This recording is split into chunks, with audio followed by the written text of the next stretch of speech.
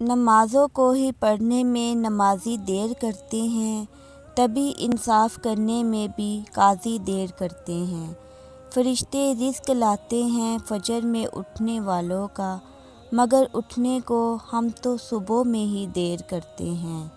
وہ اپنے ہاتھ پھیلاتے ہیں انسانوں کے آگے ہی، مگر اللہ سے لینے میں اکثر دیر کرتے ہیں۔ جو چاہیں ہم دعا سے وہ ہمیں بس مل ہی جاتا ہے، دعائیں مانگنے میں رب سے ہم ہی دیر کرتے ہیں۔ تم یقین کرو، تم نماز فجر قائم کرو، اللہ پاک تم پر پورا دن اپنی رحمت قائم کرے گا اور اپنے بندے کے سارے کام اپنے ذمے لے لے گا۔ کیا یہ سزا کافی نہیں کہ اللہ تمہیں سب کچھ دے کر بھی سجدوں کی توفیق نہیں دیتا؟